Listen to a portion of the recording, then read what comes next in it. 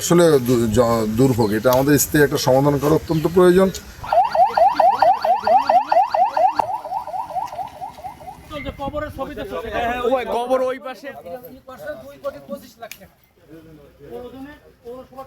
এখানে মানুষের দুর্ভোগ হচ্ছে বৃষ্টি, অল্প বৃষ্টিতে জলবদ্ধতার সৃষ্টি হয়।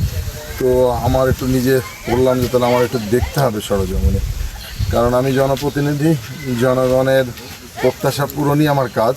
আমি এই এলাকার সংসদ সদস্য হিসেবে সেটা পূরণ করার জন্য এসেছি। আসলে দুর্ভোগ এটা আমাদের স্থায়ী একটা সমাধান করা অত্যন্ত প্রয়োজন। আমি এটা দেখলাম আজকে। আমি থানা ইঞ্জিনিয়ার, পৌরসভার ইঞ্জিনিয়ারের সাথে কথা বলবো, যেহেতু দুটো এই জায়গাটা এই পৌরসভা এবং আমার ইউনিয়নের মধ্যে পড়েছে এই অংশটুকু। এক লাইটেই নিশ্চিন্তে চলে দিনের পর দিন। Walton emergency bulb, the best emergency bulb. সেজন্য আমরা একটা স্থায়ী সমাধানের জন্য ইঞ্জিনিয়ারদের সাথে কথা বলে পরামর্শ করে এখানে একটা আমরা প্রজেক্ট দাঁড় করাবো, যাতে ড্রেন নির্মাণ, রাস্তাটা একটু উঁচু এবং রাস্তাটা একটু প্রশস্ত করা যায়। এবং এইটা করতে পারলে আমরা মনে করি যে এই জলবদ্ধ থেকে মানুষ মুক্ত হবে।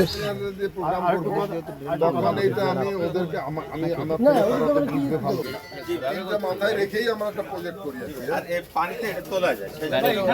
ট্রেনটা করলে অর্ধেক দেখা যাচ্ছে আপনার ঢালাই হয়ে যাবে। এই পাশে কি এই যে মালিকানা জায়গা কেউ না কেউ খায়, যখন তার খাওয়াটা একটু বাধা পড়বে না তখন সে মোড়ামুড়ি করবে।